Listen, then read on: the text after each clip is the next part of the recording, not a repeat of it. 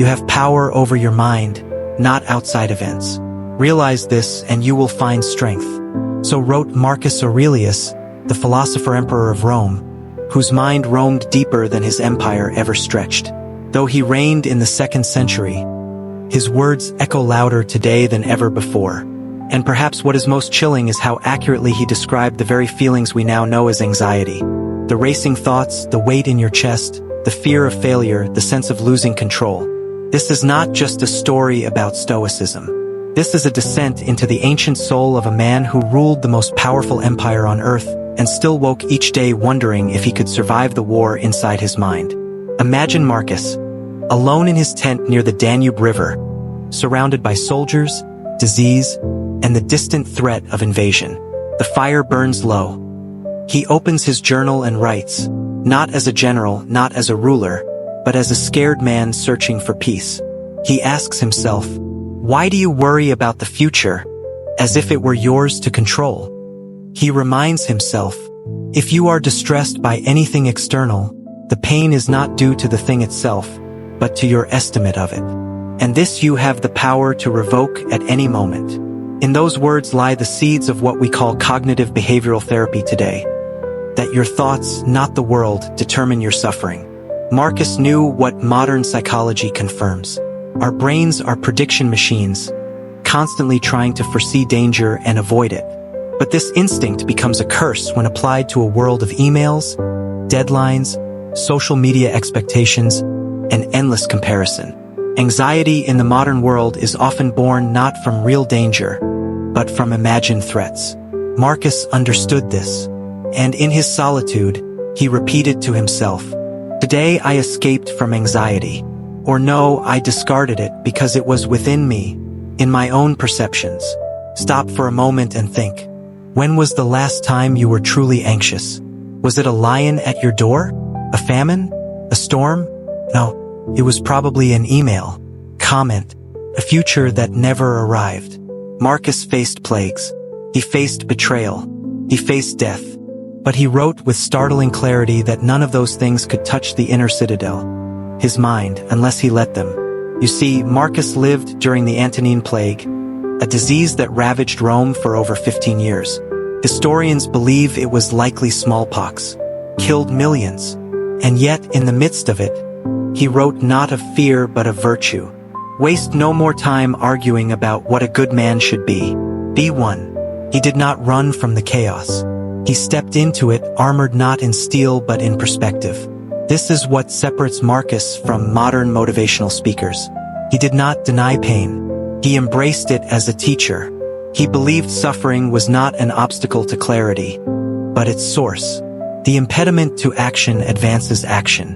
What stands in the way becomes the way. These are not Instagram quotes. These were his tools for mental survival. So ask yourself, why are you anxious? Is it because you are in danger? Or is it because your expectations are out of line with reality? Marcus would argue that anxiety comes not from what happens, but from your desire that it should not have happened. A man who fears death will never do anything worthy of a living man, he wrote. And here lies a deep Stoic truth. Fear is a form of selfishness. It is an obsession with preserving the self at all costs. But virtue demands we rise above ourselves. Marcus wrote, when you arise in the morning, think of what a privilege it is to be alive, to think, to enjoy, to love. Contrast that with how many people wake up today, grabbing their phone, comparing themselves, feeling behind before the day has even begun. He saw this tendency to flee the present. He warned, do not let your thoughts be all over the place. Keep them in the now. This is what mindfulness teachers preach. But Marcus was already living it 2,000 years ago. To understand modern anxiety through Marcus' eyes is to see that it is not a modern problem. It is a human one. The external form has changed. The internal experience has not. He knew the mind would panic at shadows. So he trained it like a muscle. If you are pained by any external thing, it is not this thing that disturbs you, but your own judgment of it. Do you see the theme? The enemy is not the world. The enemy is the lens through which we see it. This is the great power Marcus discovered. the ability to reframe the narrative in your mind, to challenge the assumptions that produce fear. He wrote, "The universe is change. Life is opinion. This is not nihilism. This is freedom, to realize that your anxious thoughts are not facts. They are opinions, and opinions can be revised." Now picture him again. In the cold, in silence, writing by candlelight, the emperor of the world, struggling not to conquer territory, but to conquer his own despair. This is the part of Marcus we often ignore, the vulnerability, the aching honesty in his journal. He never meant for us to read it. That is why it is so powerful. It is not a performance.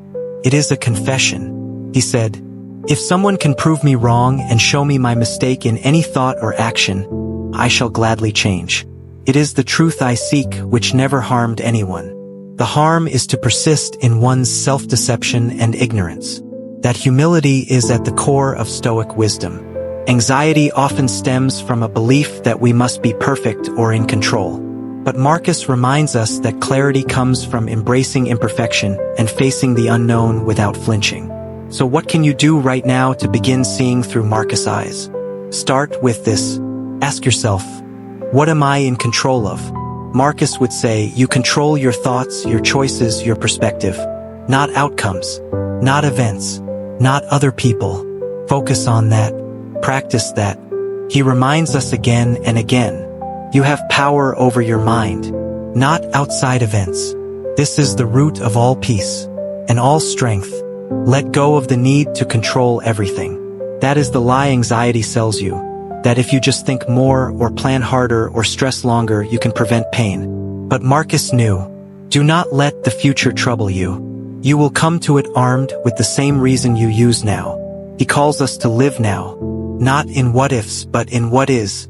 The present is all we ever have, and in it lies a quiet kind of power, not flashy, not dramatic, but steady, unshakable. He would want you to remember this. Everything we hear is an opinion, not a fact. Everything we see is a perspective, not the truth. And in that sentence lies the key to freedom. You are not trapped by the world. You are trapped by the way you think about it. Train your thoughts like a sculptor shapes marble. Patiently, deliberately.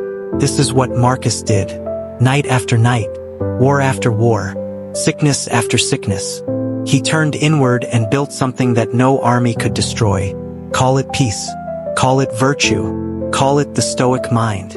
It is what allows you to stand still while the world spins. To remain whole while life fractures around you. That is not denial. That is wisdom. The Stoic wisdom.